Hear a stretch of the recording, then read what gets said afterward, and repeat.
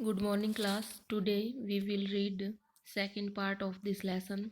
Let's start. Next day, the two claimants face each other across the pool.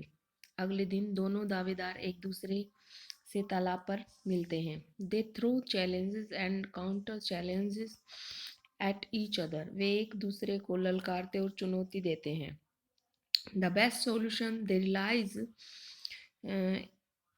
they realize उन्हें एहसास होता है कि lies not in fighting each other but fighting together for something. सबसे अच्छा एक solution उनको मिलता है. उन्हें ऐसा फील होता है कि एक दूसरे से लड़ने की बजाय किसी वस्तु के लिए मिलकर लड़ने में है. When Ranji got home, he found it difficult to explain the cuts and bruises that showed on his face, legs and arms. जब रंजी घर आया तो उसे अपने चेहरे, हाथों और पैरों पर लगे घावों और खरोचों के बारे में बताने में मुश्किल हुई, क्योंकि कैसे बताए वो क्यों आए ये खरोचे. It was difficult to conceal the fact that he had been in an unusually violent fight and his mother insisted on his staying at home for the rest of the day. इस बात को छुपाए रखना उसके लिए मुश्किल था कि वह एक हिंसात्मक लड़ाई में शामिल है और उसकी मदर ने उससे बाकी बचे दिन घर में ही रहने की जिद की कि अब कहीं नहीं जाओगे, आप घर में ही रहोगे. दैट इवनिंग उस शाम he slipped out of the house and went to the बाजार. वो घर से निकल गया और बाजार गया. Where he found comfort and solace in a bottle of vividly colored lemon and a banana leaf full of hot sweet jalebi. क्या किया उसने?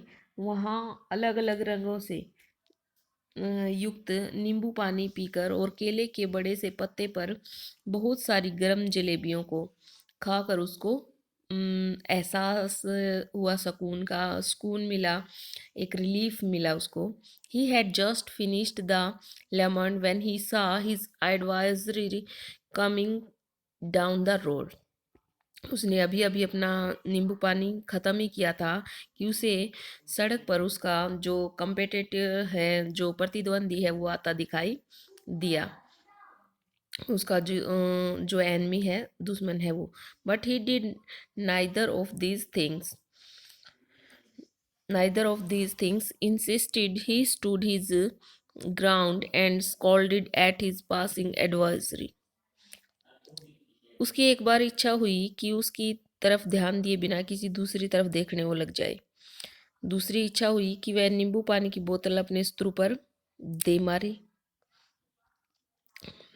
बट क्या किया उसने? नाइदर ऑफ दीज थिंग्स, इसमें से कोई काम नहीं किया उसने. Instead he stood his ground, वो क्या किया उसने कि वो खड़ा हो गया ग्राउंड पर और अपना scolded at his passing advisory, धमकाने लगा, स्कोल्ड करने लगा, पाँव पटकने के साथ, जैसे वो पहले कर रहा था उसको डराने के लिए. अपने कॉम्पिटिटर्स को गुस्से से उसने देखा. And the warrior said nothing either but scolded back with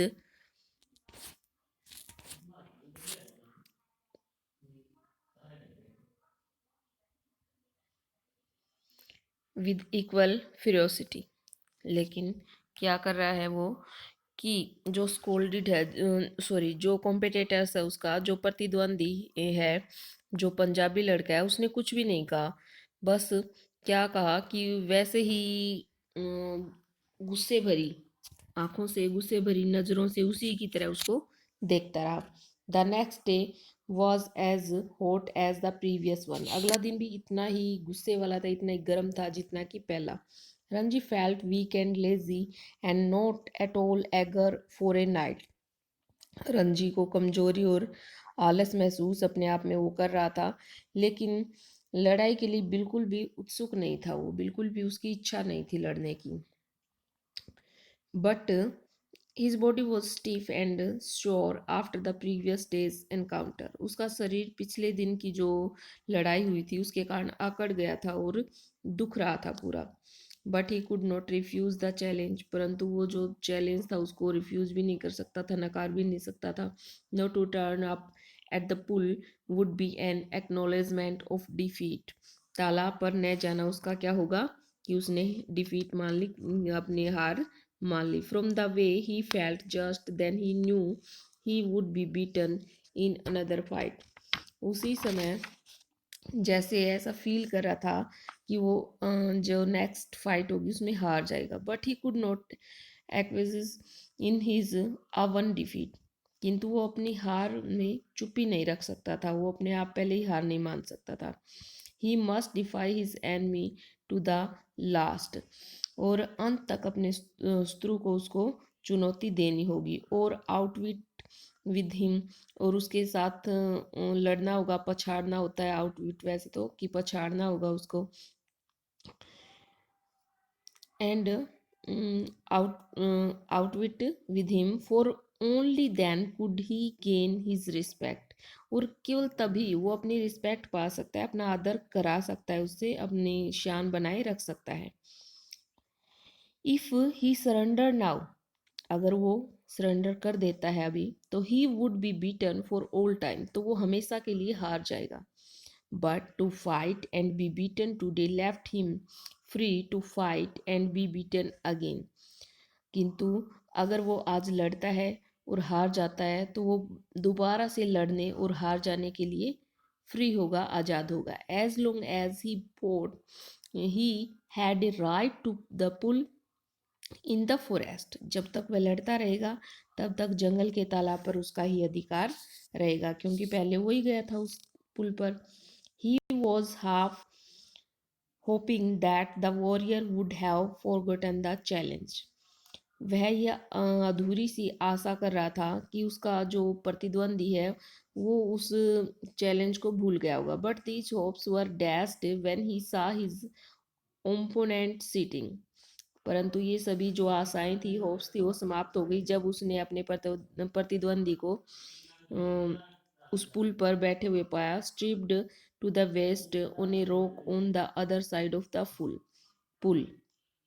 दूसरी तरफ कमर चट्टान की कमर पर, एक चट्टान पर कमर तक ऐसे नंगा बैठा हुआ.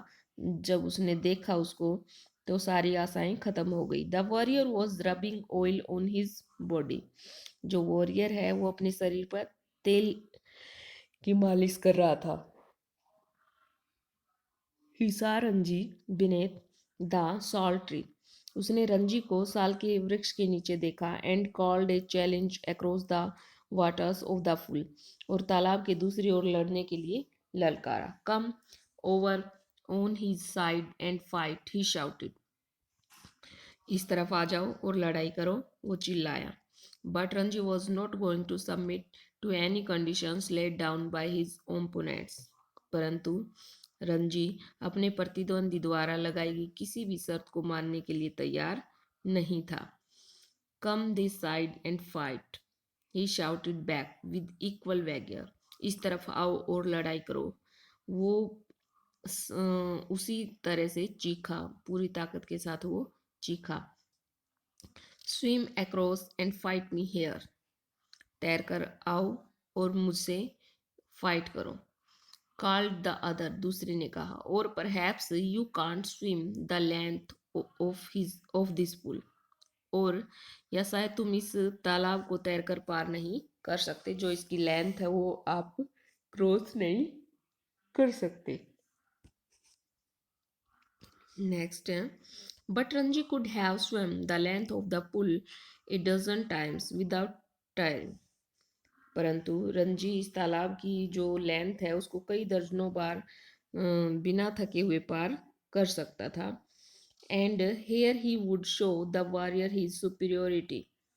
और यहाँ वो जो वॉरियर है उसको अपनी श्रेष्ठता दिखाएगा.